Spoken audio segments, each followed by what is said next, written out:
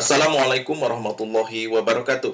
Hai sahabat-sahabat fisika, kita jumpa lagi pada video pembelajaran fisika sekolah asik.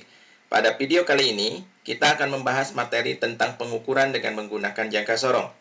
Adapun sumber belajar yang digunakan, yaitu buku fisika untuk SMA ataupun Madrasah Aliyah kelas 10 yang ditulis oleh Martin Kanginan. Dan materi pengukuran dengan jangka sorong ini, pada buku tersebut ada di halaman 7 sampai dengan 8. Tujuan pembelajaran kita kali ini adalah sebagai berikut.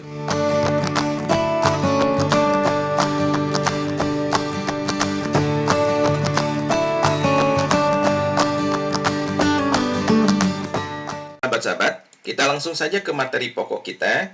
Pertama, kita akan membahas definisi dari jangka sorong. Apa itu jangka sorong? Jangka sorong adalah salah satu alat ukur panjang yang memiliki skala terkecil 0,1 mm atau ada juga yang memiliki skala terkecil 0,05 mm.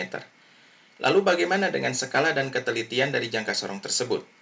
Perlu sahabat-sahabat ketahui, jangka sorong ini memiliki dua buah skala ukur. Yang pertama adalah skala utama yang memiliki skala terkecil 1 mm.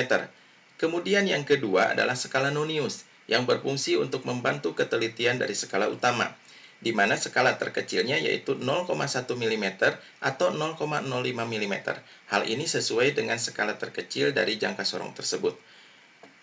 Adapun nilai ketelitian dari jangka sorong, besarnya adalah setengah kali skala terkecil. Atau ada juga pendapat yang mengatakan bahwa jika jangka sorong ini skala terkecilnya 0,05 mm atau lebih kecil lagi, maka nilai ketelitian dari jangka sorong tersebut besarnya adalah 1 kali skala terkecilnya. Selanjutnya, berdasarkan cara membaca skala jangka sorong itu dibedakan menjadi dua jenis, yaitu yang pertama adalah jangka sorong analog, di mana jangka sorong ini banyak digunakan di sekolah-sekolah untuk pembelajaran. Yang kedua adalah jangka sorong digital. Jangka sorong digital ini dibuat untuk mempermudah pengguna jangka sorong dalam membaca skala hasil pengukurannya. Selanjutnya, untuk mengetahui bagian-bagian dari jangka sorong, marilah kita perhatikan tayangan berikut ini.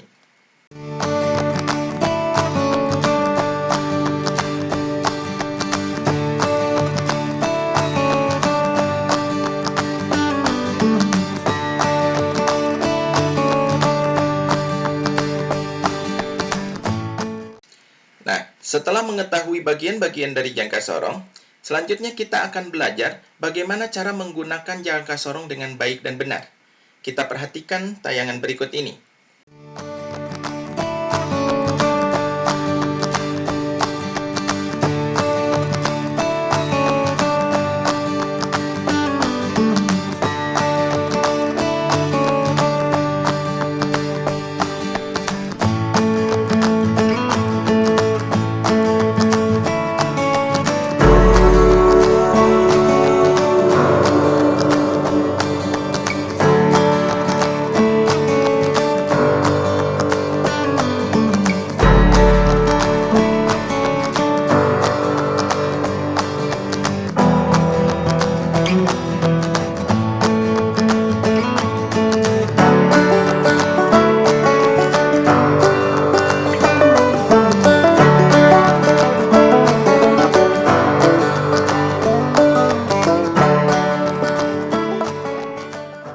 Itulah cara menggunakan jangka sorong berdasarkan fungsi dari bagian-bagian jangka sorong.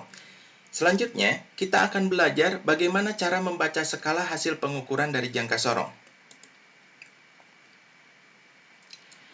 Cara membaca skala hasil pengukuran jangka sorong, langkah pertama yaitu menentukan nilai skala utama hasil pengukuran. Caranya, pilihlah garis skala utama yang tepat berada di sebelah kiri garis nol nonius.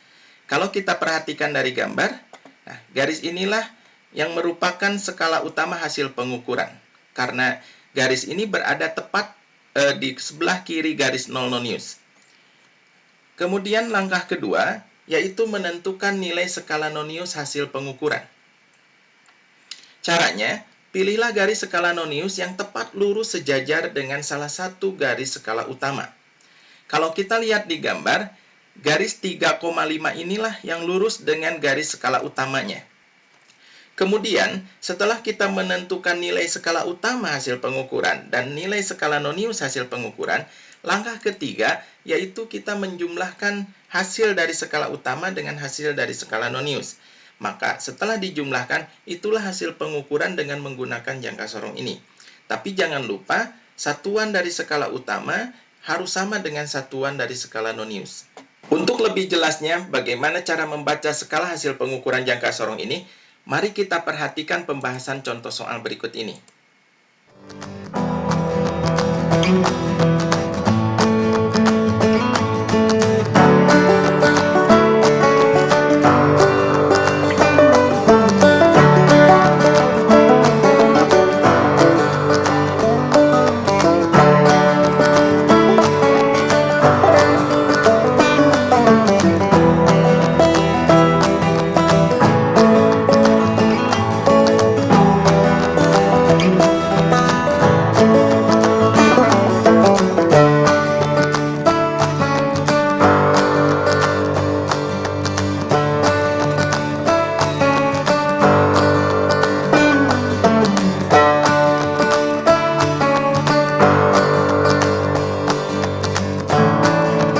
Nah, sahabat-sahabat fisika, demikianlah pembelajaran kita mengenai pengukuran dengan jangka sorong.